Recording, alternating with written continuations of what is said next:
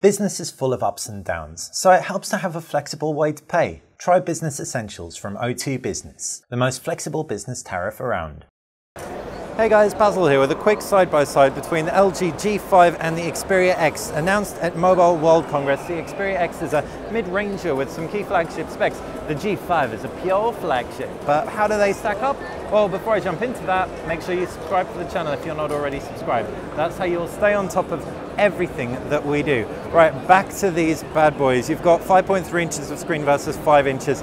You've got a smaller kind of surface area on the XA, glass front and back on both. You've got a kind of curve on both.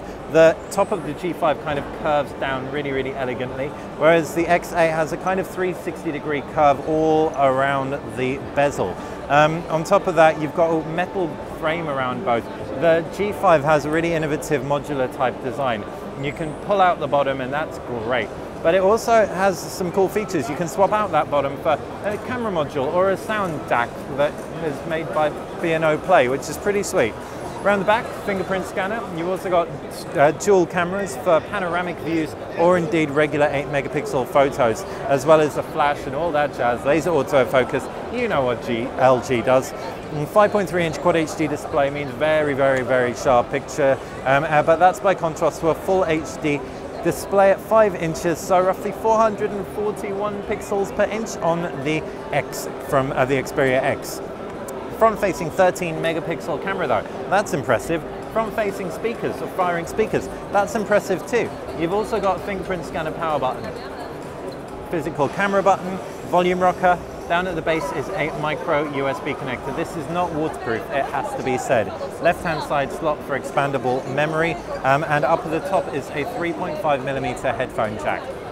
Around the back, 23-megapixel camera. So this phone doesn't really scream, there's something really special about me, but it kind of ticks a lot of boxes. There's also 3 gig of RAM, 32 gig in memory on there versus 4 gig of RAM, and 32 gig memory. It's a Snapdragon 650 processor versus a Snapdragon 820. Similar generation models, so both very future-proof.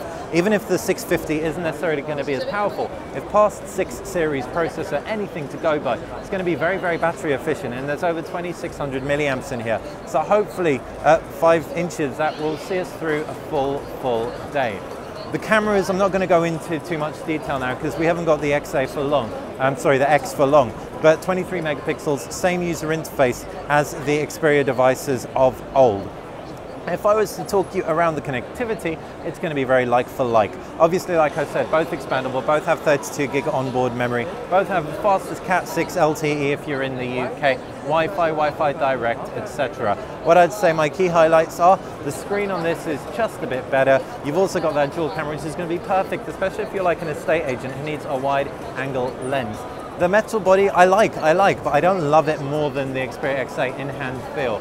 But I love the modular elements to it. I'll be really interested to see how much the modular elements go for. If you have any strong opinions about either, fire them in the comments section below. Like this video, click like. If you like BTech, subscribe.